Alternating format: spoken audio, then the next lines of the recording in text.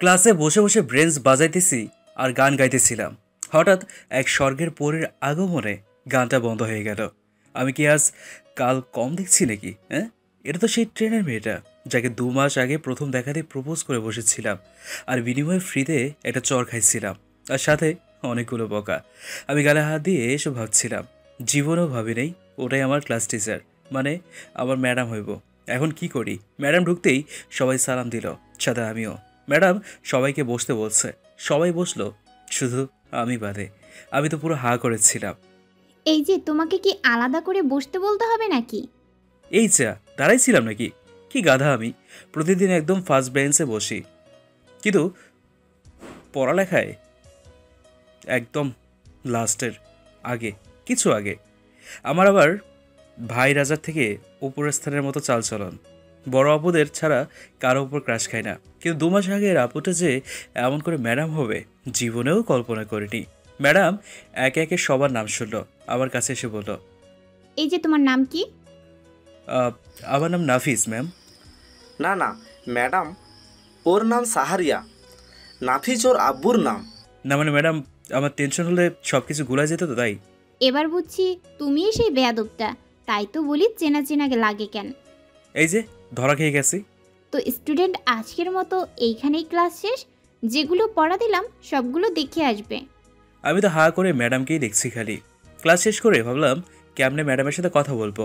আমার মাথায় আবার আইডিয়া প্রচুর, না ভাবতেই চলে আসে। ওই তো ম্যাডাম যাচ্ছে। ম্যাডাম একটু শুনুন। কি বেয়াদব, আবার কি বেয়াদবি বুদ্ধি নিয়ে আসছো? না মানে ম্যাডাম, আপনার কলম এই নেন। এই যে আমার কলম। সো ক্লাসে যাও। দূর, ধরা খেয়ে গেলাম। মাথার চুল টানতে চলে আসতে লাগলাম, হঠাৎ ম্যাডামের ডাক। শাহরিয়া, তোমার সাথে আমার কিছু কথা আছে। কলেজ ছুটি হলে ওই কৃষ্ণচূড়া গাছের নিচে থাকবা। বলেই চলে গেল। যাক, আমার তো আর আনন্দ হচ্ছেই না, মনে হয় খসে পড়বে। কলেজ ছুটির সময় সময় মতো দাঁড়ায় আছি, ম্যাডাম আসলো। শোনো শাহরিয়া, তুমি যেটা ভাবছো সেটা ভুল। আমি কম করে হলেও তোমার থেকে 5 বছরের বড় হব। তোমার এখন ভালো করে পড়ার সময়। ভালো করে পড়ালেখা করো। আমার থেকে অনেক ভালো একটা মেয়ে পাবে। সে তোমাকে অনেক ভালোবাসবে। তোমাকে অনেক বড় হতে হবে, বুঝলে কিছু? হুম, কিন্তু আমার আপনাকেই দরকার, এইগুলো আমার জন্য প্রযোজ্য না। বলেই দিলাম দৌড়। এই ছেলেটারে নিয়ে যে কি করি বুঝতেছি না। বাসায় গিয়ে শুয়ে শুয়ে তপুর গান শুনছি। আবার মাথায় একটা আইডিয়া আসছে। কে যেন বলেছিল ম্যাডাম নাকি আমাদের পাশের এলাকায় থাকে, তাই ব্যাট আর বল নিয়ে বেরিয়ে পড়লাম। ওই এলাকার পিচ্চিগুলোর সাথে আমার বেশ ভালো মিল, তাই খেলতে চলে গেলাম, যদি ম্যাডাম এসে দেখা হয়, এই আর কি। খেলতেছি তো খেলছি, বল করলাম আমি, আর একজন বল মেরে দিছে। বল একদম উপরে। আমি উপরে তাকাইয়ে বল ধরতে গেলাম, হঠাৎ কেমন জানি নরম কিছুর সাথে ধাক্কা লেগে পড়ে গেলাম। হায় হায়, ম্যাডামের সাথে তো ধাক্কা লাগছি, ম্যাডামও পড়ে গেছে। আমি তো হা হয়ে আছি। তখনই কিছু পোলাপান হিরো হিরো ভাব নিয়ে এসে আমাকে ধরে বলল, এই ছেলেটা আপনাকে ধাক্কা দিয়ে ফেলে দিয়েছে, তাই না? আমি তো ভয়ে শেষ, এই বুঝি মাইর দেয়, কিন্তু ম্যাডাম উল্টো ওদের ঝাড়ি দিয়ে বলল, আপনাদের আমি বলছি একবারও যান, নিজের কাজে যান। আমাকে ছেড়ে দিয়ে চলে গেল। ম্যাডাম আমার হাত ধরে টেনে একটা গাছের নিচে নিয়ে গেল। ওই বেয়াদব, তোমার কোনো বুদ্ধি শুদ্ধি নেই? আমি তোমার 5 বছরের বড়। বেয়াদব। তো কি হয়েছে, আমি আপনাকেই ভালোবাসি। ঠাস, আবার একটা চর দিল। আমি তো এক হাত গালে দিয়ে কেমন বাচ্চাদের মতো তাকায় আছি, আপনার হাতটাও অনেক নরম।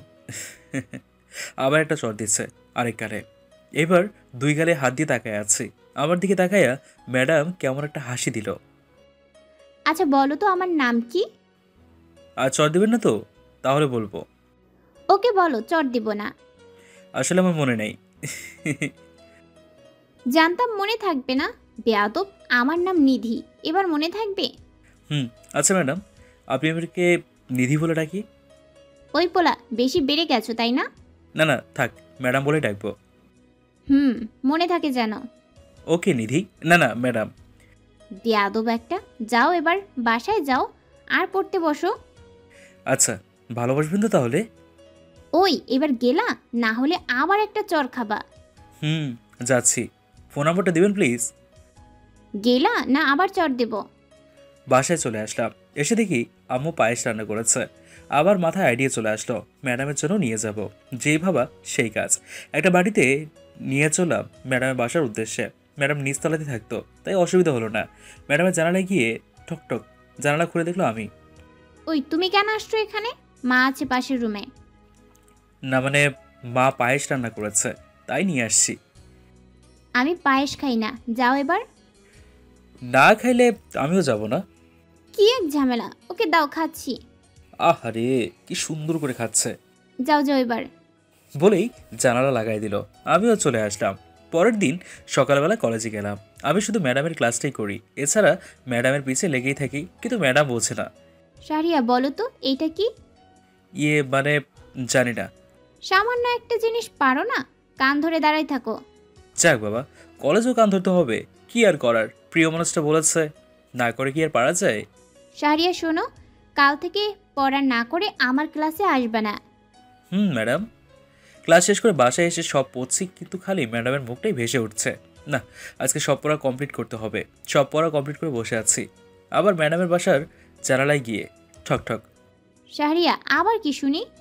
ম্যাডাম, এই ধরনের আইসক্রিম আমি খাচ্ছিলাম তো, তাই আপনার জন্য নিয়ে আসলাম। দেওয়া শেষ, এখন যাও। এরকম করতে করতে আমার দুষ্টমি বেড়েই চলেছে। একদিন ম্যাডাম যাচ্ছে, আমি পেছন থেকে গিয়ে তার চুল ধরে টানতেছি, আর এইটা তার বাবা দেখে ফেলেছে। তাকে অনেক বকা দিয়েছে।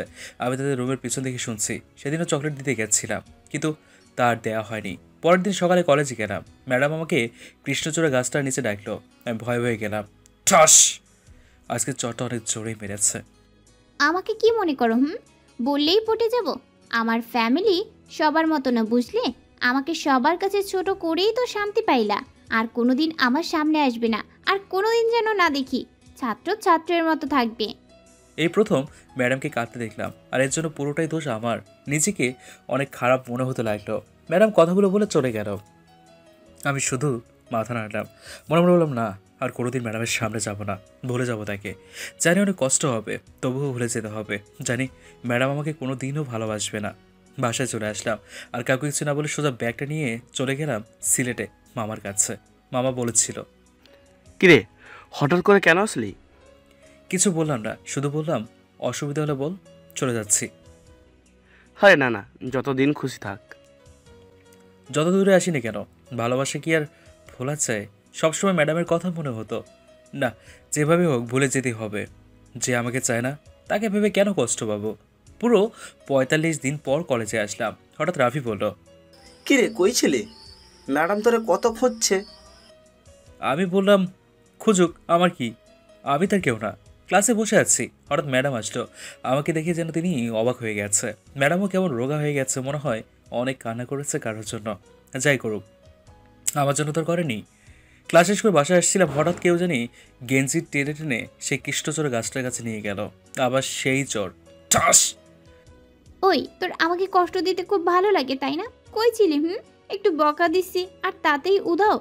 এই তোর ভালোবাসা? আপনি তো চোখের সামনে আসতে বারণ করেছেন, তাই তো আসিনি। বারণ করছি বলে আসবি না? আমি কত কাঁদছি জানিস? আর আমি মনে হয় কাঁদিনি। তাহলে এতদিন আসিস নাই কেন? এত মাইন্ডের কেন আমাকে, হ্যাঁ? আবার আপনি বলছিস? এখন থেকে তুমি বলবি, আর নিধি বলবি, না হলে আরো চর খাবি। কিন্তু তুমি তো আমাকে ভালোই বাসো না। ওই কখনো তুই ঠিকভাবে প্রপোজ করছিস? না, তা ঠিক। তো এবার কর হাদারাম। কৃষ্ণচূড়া ফুল দিয়ে বললাম, আমি তোমাকে ভালোবাসি নিধি। আমিও তোমাকে ভালোবাসি, কিউট বেবি আমার। আচ্ছা, একটু জড়ায় ধরি। বলেই দুগালে হাত দিলাম। যদি জ্বর দেয়, এমনি আমার সব দাঁত নড়াই দিছে। মারবো না, আর আমার বাবুটারে। বলেই জড়িয়ে ধরলো আমাকে। আমিও শক্ত করে জড়িয়ে ধরলাম। এবার একটু পাপ্পি দাও, যতগুলো চর দিছিলা। কয়টা পাপ্পি দিব বলো বাবু? 4.4 ইকুয়াল 20টা পাপ্পি দাও। দেব, একটা শর্তে। আজকে থেকে ভালো করে পড়তে হবে কিন্তু। পড়বো তো। আর ম্যাডামও আমারে, থুকু নিধিও আমারে পাপ্পি দিতে লাগলো। আহা, কি তা মজা, কত মজা। কিন্তু ওই পড়াটাই আমার দ্বারা হয় না, মনে মনে কইলাম আর কি। অবশেষে ম্যাডাম রে আপন করে পাইলাম।